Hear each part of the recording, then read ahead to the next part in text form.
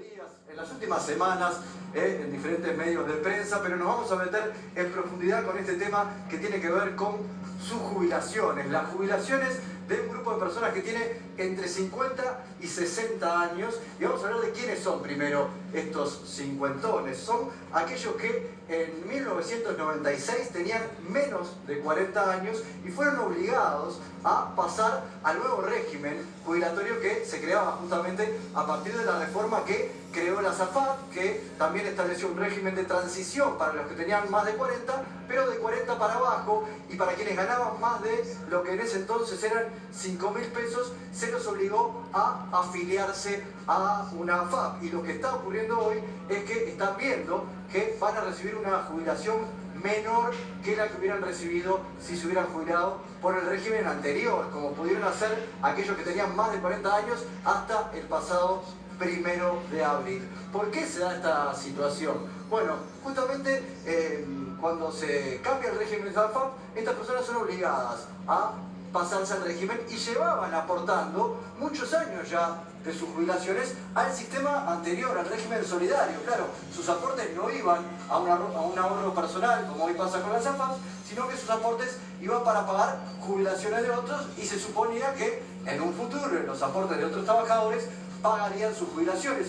Esa plata, que nunca fue para las AFAP, quedó perdida en su registro jubilatorio, tiene un tope que hoy hace que estén cobrando menos. Y justamente primero vamos a intentar diagramar y visualizar cuántos son los afectados, porque entre 50 y 60 años hay unos 100.000 trabajadores por jubilarse, pero no son todos los que se ven afectados por esta situación. Es un grupo de unos entre 30 y 40.000 aproximadamente, y según los cálculos del gobierno, los que estarían en esta situación de cobrar menos jubilación de la que efectivamente les correspondería según el régimen anterior, ¿verdad? Siempre teniendo en cuenta que la legislación actual los pone en esta situación que para muchos es injusta. El tema es que, bueno, es una causa justa, solucionemos la situación, pero ¿cuánto costaría esto? Porque para cada jubilación la afectación puede ser importante. Estamos hablando de en algunos casos es poco, ¿no? Entre 3 y 5%, pero en algunos casos llega hasta 30 y un poquito más, 32% menos de jubilación que están cobrando estas personas.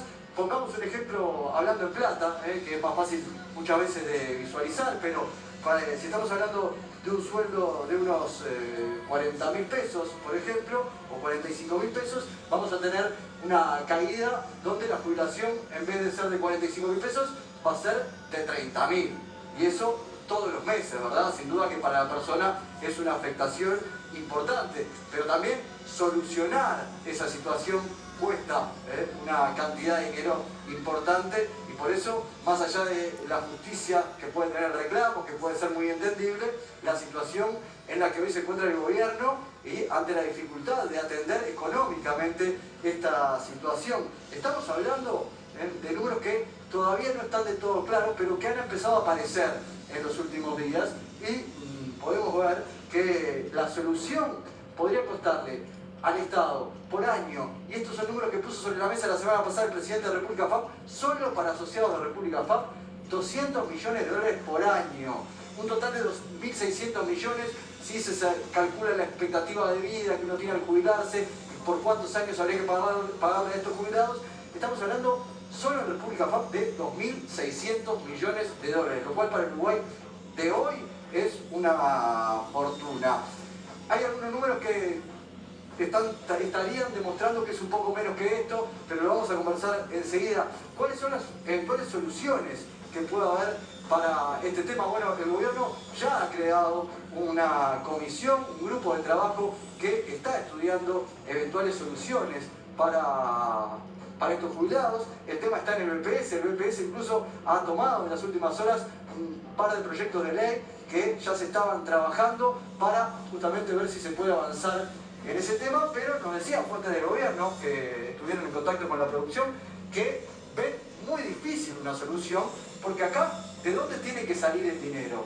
No tiene que salir de las AFAP. Las AFAP no tienen responsabilidad en este asunto, porque ellas han administrado fondos desde 1996, y acá el dinero de los trabajadores, el dinero que falta, digamos, que aportaron y que no se estaría considerando para sus jubilaciones es previo a la creación de las AFAP, es decir, para atrás de 1996, y entonces es dinero que en definitiva se quedó el BPS, se quedó la caja del Estado, y por eso la dificultad también a la hora de atender una solución para este tema pasa por de dónde sale ese dinero en la situación en la que se encuentra hoy nuestro país. Pero hay varias iniciativas, se está trabajando, porque también se ha presentado a nivel de la Suprema Corte de Justicia varios recursos de inconstitucionalidad, unos 1000 recursos de trabajadores que dicen: acá no se está respetando mi igualdad ante la ley. Si hubo gente que se jubiló el 31 de marzo cobrando 45.000 pesos, ¿por qué yo, que trabajé los mismos años y aparté lo mismo,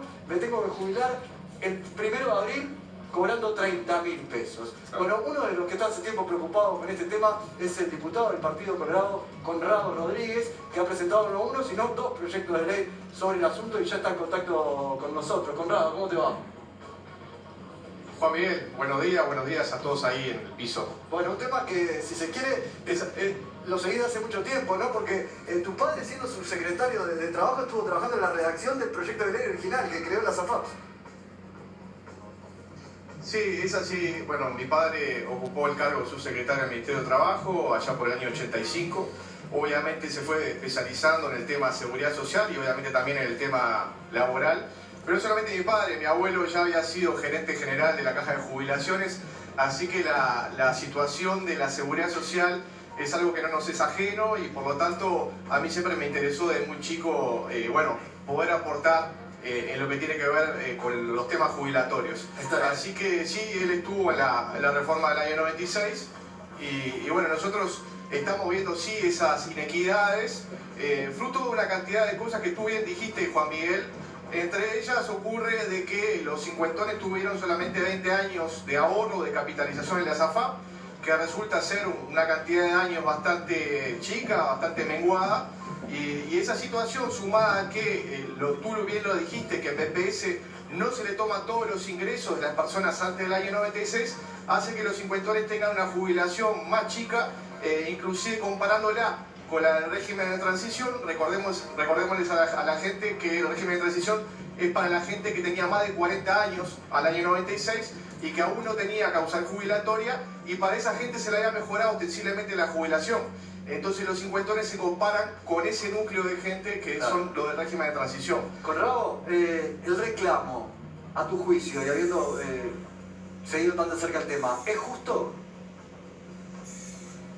Yo creo que sí, que es totalmente justo, porque hay que decir que la gente aportó durante muchísimos años por determinados ingresos y lo que hizo BPS fue tomarle hasta determinada franja. Muchas veces se habla de topes, pero en verdad es hasta un determinado nivel o hasta determinada franja.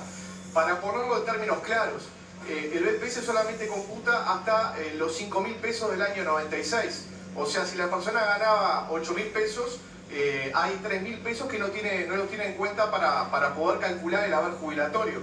Así que creo que la situación que hay que decirle a la gente claramente, que este es un tema de BPS, no es un tema de la AFAP. Mucho se ha hablado del tema de la AFAP, han habido movilizaciones, ha habido gente que ha dado alguna cierta manija en contra de la AFAP, pero básicamente es un tema de cálculo del BPS que nosotros en nuestro proyecto, nuestro primer proyecto que fue allá por diciembre, el 1 de diciembre, lo que queremos hacer justamente es poder solucionar esta temática, bueno, diciendo de que se tomen las reglas del régimen de transición, esto es, tomando todos los ingresos de las personas antes del año 96. ¿Qué logramos con eso? Básicamente, bueno, poder mejorar ostensiblemente la jubilación por BPS, y eso, sumado a la jubilación por la AFAP, sin duda le va a dar a la gente una ecuación mucho mejor y se va a acercar muchísimo a lo que es la jubilación del régimen de transición. Bien, así que nosotros vemos también con... Manuel. Sí, no, buen día. Quería consultarle, ¿por qué no se previó toda esta situación cuando se cambió el sistema en el 96? Bueno, a ver, los sistemas de seguridad social son sistemas bastante complejos, ¿no? Porque ustedes entenderán que la casuística es enorme. Inclusive hay mucha gente que, bueno, que va cambiando de trabajo. O sea, la carrera laboral no es una carrera lineal en el tiempo y había que prever una cantidad de situaciones. Creo que lo que sucedió básicamente fue que en el año 2008 se cambiaron algunos parámetros del sistema que sin duda trastocaron las soluciones que fueron dadas por el legislador allá por el año 1995-1996. Entre los parámetros del sistema que se modificaron en el año 2008 fue que se pasaron de 35 años de servicio, que estipulaba la ley del 96, a 30 años de servicio. Y para el caso de las mujeres se les permite jubilar con 25 años de servicio si tuvieran, por ejemplo, 5 hijos. Se les computa un año por hijo. Esa situación, sin duda, es lo que ha trastocado la cantidad de años de aportación, sobre todo a la FAP. Y bueno, eso obviamente en el año 95-96 no era previsible. Conrado. Asimismo, también en el año 2008... Sí, Jaime. Conrado, no, yo como cincuentón digo, pero ¿por qué todo lo que yo aporté, justamente el BPS se queda con él y no lo tiene en cuenta para lo que es mi jubilación? O sea, yo ya aporté ese dinero. Si bien yo lo di a otras generaciones, a quienes estaban jubilados en ese momento, ahora alguien se tiene que hacer cargo del dinero que yo ya aporté y que de alguna manera me pertenece. Yo creo que lo que tú estás diciendo, Jaime, es totalmente de justicia. En ese momento BPS, lo que hubiera correspondido es que BPS le hubiera reconocido a la gente en la cuenta de la FAP, a las personas, a los trabajadores, determinados montos. Esto es, los montos anteriores al año 96 que hubieran sobrepasado determinada franja.